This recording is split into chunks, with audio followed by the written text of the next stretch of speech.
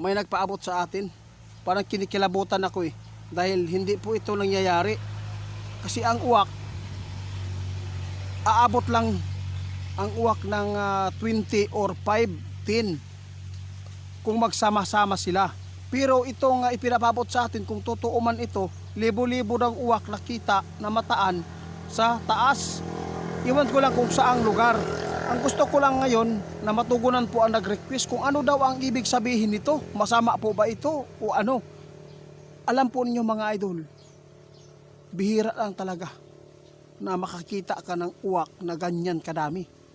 Ako na-experience ko yan mga idol, doon ako sa Jinsan noon. Doon sa farm. Maraming uwak mga idol. Yun lang nakita ko, maraming uwak, umabot ng 25. Pero never ako nakakita ng 1,000 o libo-libo na ibon na ganyan. Kasi bihira lang po talaga yung magsama-sama. Kadalasan dalawa, yun. Pero ito nga ipinapabot sa atin, kung ikaw man ang makapanood ngayon sa video na to, baka nakakita ka nito mga idol, baka isa ka sa nakakita sa ipinapabot sa atin. Tandaan ninyo, ang mga sign po na ganyan, lalo na ngayon, ay kaguluhan at nangyayari ang pahiwatig na yan, may ibig sabihin yan. Kaya, pero wag lang tayo magpanik. Itanong lang natin kay kaibigan. Dahil ang Panginoon naman po talaga ang may nakakaalam po dito. Kaibigan ninyo, Binyo. Ay salamat kaibigan. Mayroon pong namataan ba, libo-libong uwak, may nagpaabot sa atin? Ano po ba ang ibig sabihin nito? Mga idol, sabi ng ating kaibigan, kung totoo man yan, ipinapaabot ninyo, maghanda na lang kayo. Bakit po kaibigan? Mga idol, sabi ni Linyo, alam mo itiit, ang uwak, bihira mo lang makita na magsama-sama kung libo-libo. Pero kaibigan, ito po ang sinabi po nila sa akin. Ito po ang namataan ngayon.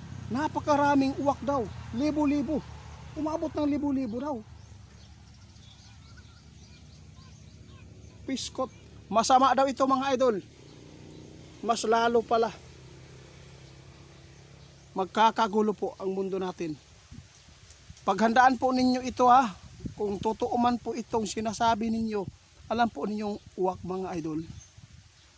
Yung mga ganyan na mga ibon, minsan yan sinasamahan ng masama.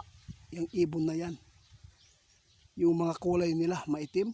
Masama po talaga na ganyan po, lalo na ngayon ay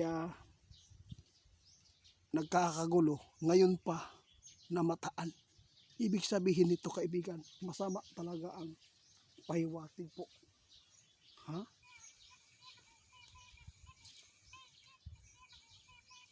Oo, totoo yan. Sabi ni Linyo, alam po niyo mga idol, talagang hindi pa nangyari yung uwak na ganyan karami noon. Wala pa. Kung aabot man ng 100 siguro yun, kapag mayroon pong mga uwak na mangingitlog at manganganak. Yun po ang sabi ng ating kaibigan, kapag mayroon pong manganganak na mga uwak, doon po sila magsama-sama.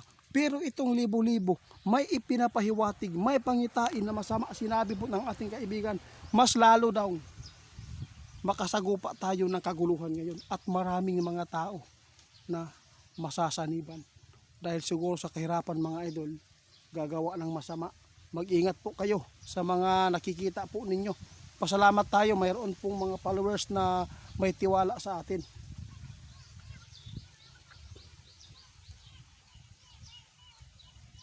Sus, ito po mga idol, sana ay hindi ito mangyayari. Sinabi ni Linyo, napakadelikado mga idol. Itiit, tandaan ninyo, hindi pa nangyari ang pagdilim ng mundo ninyo. Kaibigan, bakit po? Ibig mong sabihin, talaga mawawala ang kuryente? Naku, nga. Idol, Sinabi ni kaibigan, oh, itiit yung sign na yan, may panahon magdidilim ang mundo nyo. Sinabi ko sa kanya, kuryente po ba yan? Ma-shutdown yung supply? Hindi, hindi. Sabi ng ating kaibigan, posible na mayroon pong malagim na pangyayari na hindi ninyo magugustuhan. Ito ngayon ang ating hihintayin mga idol, na ito po ang mga sign na masama. Dahil bakit kung ganito pa o ngayon pa nangyari yung mga uwak na namataan ngayon libo-libo na mayroon pong kaguluhan, masama itong sign mga idol, lalo na napakarami ngayon ang nakita sa karagatan na mga sign tulad po ng whale na nakita sa sa gilid ng dagat sa dalampasigan. Ibig sabihin nito, mayroon talagang pangyayari, hindi lang kaguluhan, hindi lang kalamidad. Maraming tao sasaniban dito mga idol dahil po siguro sa hirap ng buhay makagawa ng kasalanan. Kaya sa lahat po na makapanood, walang ibang makakatulong sa atin mga idol kundi ang Panginoon lamang. Salamat sa inyo mga idol. Paki-report ni Go Sander 88 Fans.